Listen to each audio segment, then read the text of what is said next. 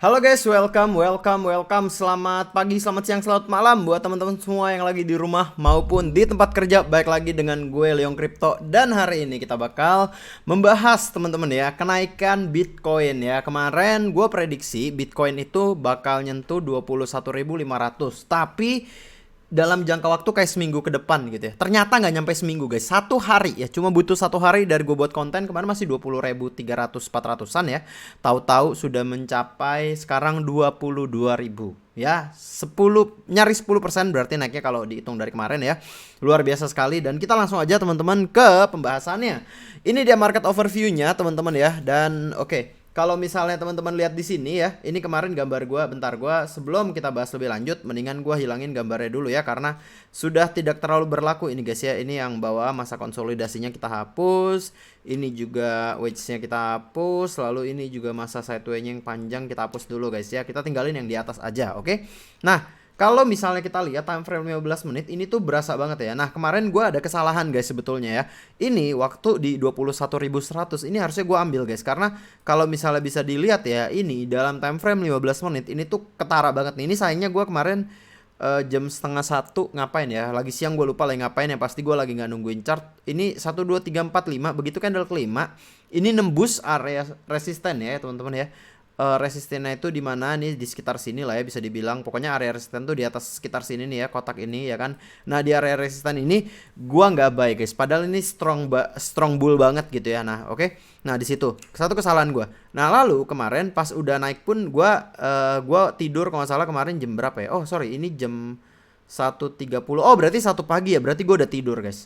Sorry, gue udah tidur. Nah, di sini nih guys, berarti ya kesalahan gue nih. Nah, kemarin jam 9. Oke, di sini jam 9 gue nih mau buy gue, tapi ragu-ragu guys, apakah buy apa enggak gitu kan. Nah, kalau nggak salah gue tidur di sini 20.600 ya, jam 9 lewat gue udah tidur, jam 10-an pokoknya gue udah tidur, apa gue lagi main game lupa gitu ya. Pokoknya ini naiknya nih gue nggak tahu gitu ya, tahu. Tapi kemarin gue yang gue buka adalah US ya, market Nasdaq. Gue kemarin sempat trading dikit Nasdaq ya, forex, dan ya gue lumayan profit sedikit kemarin ya. Tapi di kripto sayangnya gue nggak dapat profitnya ya guys ya. Tapi ya udahlah, nggak apa-apa, namanya miss market, nggak usah disesali ya teman-teman. Dan ini kalau misalnya kita lihat ya, ini juga masa ini yang gue gambar kemarin actually, masa konsolidasinya ya, masuk masa konsolidasi di angka 20.500 sampai 20.800, dan ternyata sekarang udah break lagi guys ke atas. Nah, ini sangat cepat ya, jujur aja sangat cepat ya. Dan kalau kita lihat total market cap sekarang udah 950 ya, 950 miliar dolar. Ini kemarin gue ada nyebut 950 miliar dolar kalau nggak salah juga ya. Dan ya, sekarang kondisinya kurang lebih begini. Ini kemarin tadi sempat turun, dan gue bilang tadi ya kalau mau nge-short hati-hati. Kenapa? Karena bullnya masih kuat ya. Ini gue ada ngobrol di Telegram sebetulnya, ya kan. Tadi pagi guys ya, gue ngobrol di Telegram kalau mau nge-short hati-hati. Mana ya? Ada tadi gue ngomong. Nah, ini ya. Kalau mau masuk tinggal tidur. Nah, ini ya, tadi jam 4 pagi ya, gue bilang kalau mau tinggal tidur masuk tipis-tipis ya kan. Karena di grup gue ini LCC ya, semuanya masih mindsetnya nge-short ya guys ya. Karena memang menurut gue, dan gue pribadi, gue cukup yakin ini tuh cuma trap gitu ya. Maksudnya bull trap gitu ya. Maksudnya nggak mungkin dalam waktu dekat ya Bitcoin ini bisa langsung mencapai kayak 40.000, 50.000, apalagi ATH 60.000. Itu hampir nggak mungkin teman-teman dalam waktu dekat ya, let's say 1 minggu gitu. Itu menurut gua hampir impossible ya. Bukan gak mungkin, tapi hampir impossible. Nah, jadi kayak gue bilang, ini kalau gua pun masuk margin paling 50-an. Tapi sayangnya kenapa gua lupa, gua nggak masuk lagi ya. Untungnya nggak masuk sih sebetulnya. Kalau masuk ya udah pasti gua rungkat lah. Maksud gua udah pasti loss 50 dolaran kayak gue bilang, karena gue bilang gua nggak mau masuk besar-besar, karena di sini juga gue bilang normalnya gue masuk 200 300, masuknya paling 50-an. Jadi kayak cuma seperempat dari yang biasanya, which is ini aja udah cuma sebagian lah istilahnya dari modal ya. Jadi seperempat normal. Kalau sampai fail ya udah gitu, jaga ya. Gue udah bilang di grup, kalau misalnya cuan ya lumayan buat beli bubur nasi uduk gitu guys ya. Oke. Dan ternyata bener jebakan Batman teman-teman ya. Langsung jebret ya kan, naik, tapi ya jebakan Batman langsung turun. Tapi menurut gue kalau misalnya dari 21.500 turun ke 22.000 pas, itu kayak nggak signifikan banget lah. Cuma berapa persen sih turunnya dari pucuk nih. Wah, turunnya 2%, lumayan juga guys ya. Dan ya, hati-hati tetap kalau misalnya mau trading ini. Tandanya apa teman-teman ya, sebetulnya kalau misalnya kita lihat dari 4 jamnya ya, ini memang udah mencapai kayak bisa dibilang lokal support lah guys ya. Ini supportnya udah lumayan jauh nih teman-teman ya. Dan kalau kita mau gambar nih, sorry, kok support resisten maksud gue ya, maaf. Resisten, kalau mau digambar resistennya seperti apa sih? Nah, ini kurang lebih resisten tuh sebetulnya, resistennya kurang lebih kayak gini guys. Dan ini resistennya tepat di MA 200 ya, MA 200. Dan biasanya memang kalau MA 200 ya langsung turun lagi biasanya ya. Ini sayangnya nggak nyampe. Jadi buat orang-orang yang yang tinggalin buy order atau sell order di sini teman-teman ya, sell order sorry di 22.700 nggak sampai ya teman-teman. Ternyata kemarin tadi cuma sampai 22.500. Tapi apakah bisa nyampe dalam waktu dekat? Bisa, menurut gue bisa. 22.700 bukan impossible ya, karena ini strong banget ya teman-teman ya. Ini 1 2 3 chart udah menunjukkan kayak boss ya, atau break of structure. 3 abis break of structure dia buat rally base rally. Abis itu biasanya ini masih ada rally dulu sampai konsolidasi di atas baru turun lagi. Biasanya seperti itu guys ya.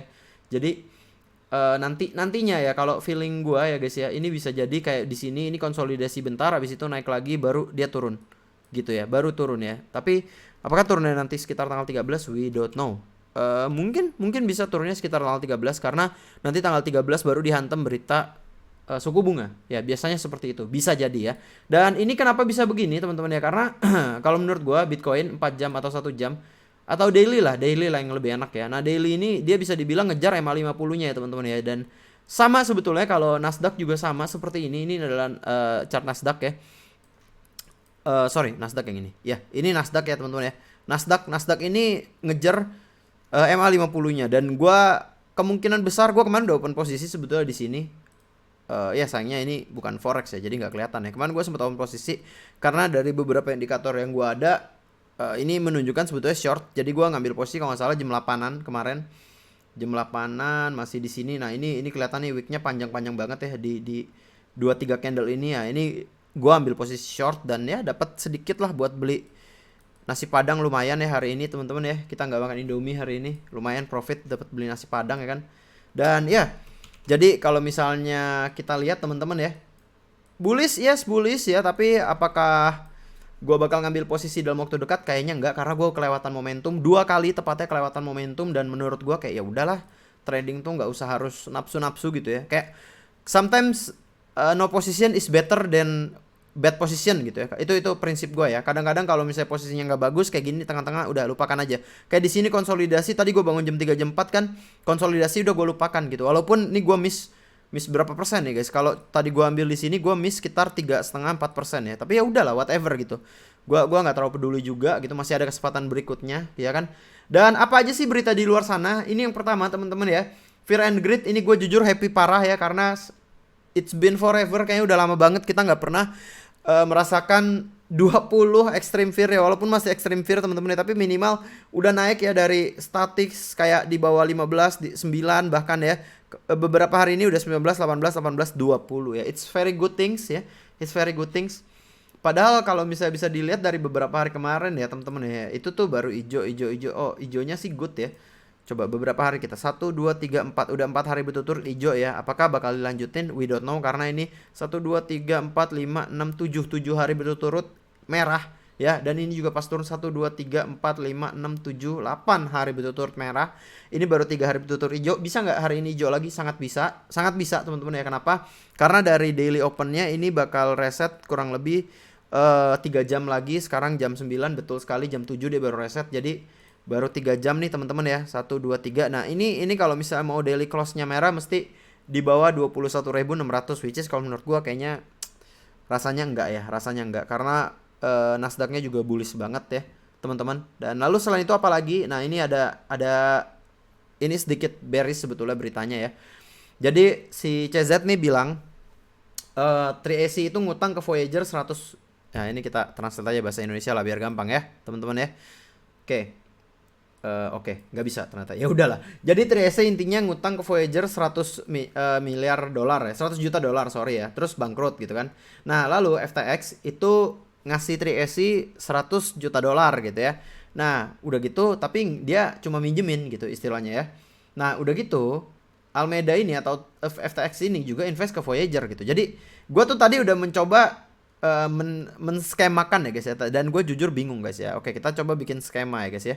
Skema dari Leong Crypto ya teman-teman ya. Nah, jadi ini 3SC ya kan, 3SC ya kan. Nah, 3SC itu ya kan ngutang ke Voyager ya kan, itu 100 juta ya teman-teman ya. Nah, lalu ini ada pihak lain yaitu FTX ya teman-teman ya. Nah, FTX ini ya kan juga invest di invest di Voyager gitu. Nah, terus FTX ini ngasih pinjaman juga ke Triassic. Gue kayak, bentar, FTX dapat duit dari Voyager. Voyager ngasih pinjam ke Triassic ya kan. Nah, Triassic-nya ngutangin Voyager. Nah, lalu ya jadi ini tuh PA gitu. Ini tuh duitnya siapa gitu.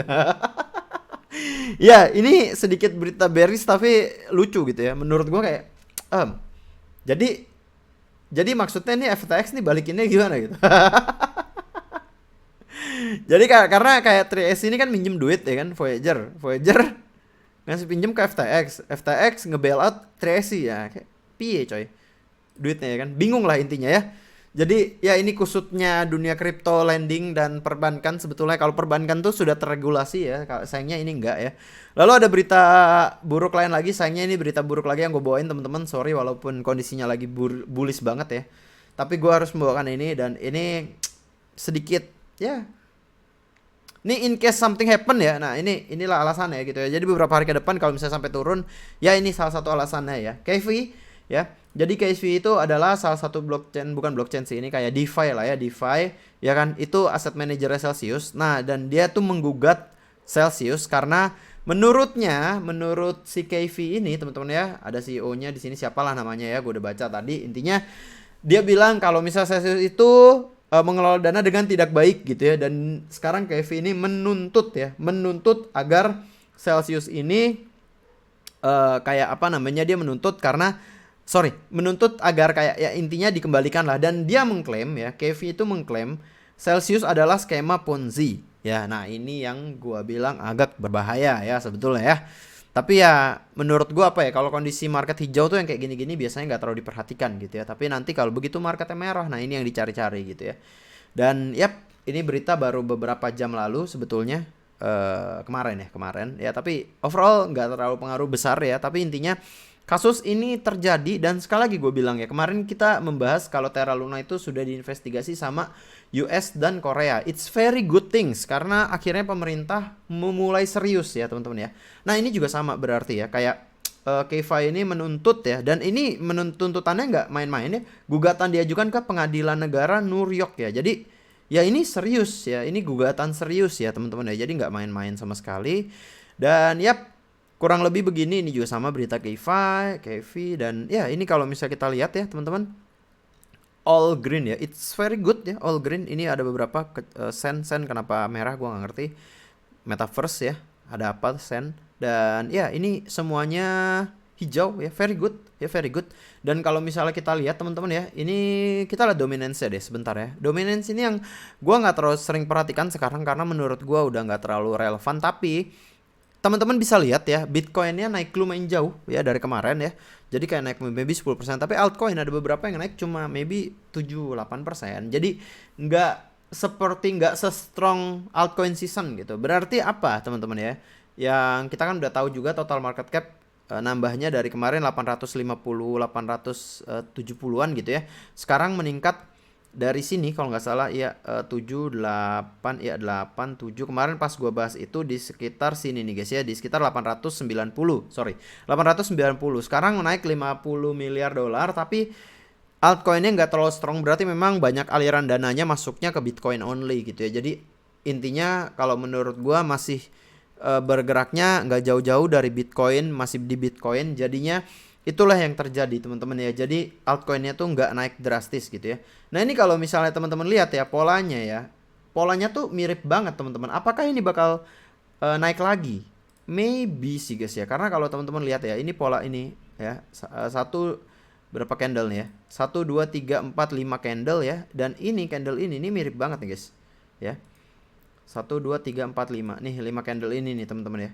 Jadi 5 candle ini benar-benar mirip ya teman-teman ya. Tapi bedanya kalau yang ini lebih kelihatan bearishnya ya. Ini masih konsolidasi, kelihatannya konsolidasi ya. Jadi eh ini masalahnya langsung turun ke bawah ya. Sebetulnya kalau misalnya di 5 menit mungkin kelihatan, nggak kelihatan teman-teman ya. Berarti ini buying powernya gila banget nih guys. 1 menit coba. 1 menit pun nggak terlalu kelihatan ya guys ya. Ini berarti buying power yang sangat-sangat gila ya guys ya. Nah ini sebetulnya mesti chart 1 menit baru kelihatan ada bearish pengnan ya kan. Jadi ya gitulah teman-teman ya. Cukup konsolidasi sebentar, maybe mantul sini bisa naik lagi, I don't know, gue juga belum berani masuk lagi ya akhirnya karena ya itu tadi ya gue udah ketinggalan 2 setup. Nggak usah lah kalau udah ketinggalan 2 setup ya teman-teman ya. Oke, jadi mungkin kurang lebih begitu aja. Hari ini lumayan lama konten kita guys ya, karena it's very good things, Bitcoinnya naik juga drastis ya 22.000. Very good, selamat buat yang kemarin ambil posisi long, udah take profit sekarang ya. Selamat sekali lagi. Dan jadi mungkin sekian dulu aja kontennya Leong Crypto hari ini. Terima kasih banyak buat teman-teman yang mau nonton. Prediksi gue gimana?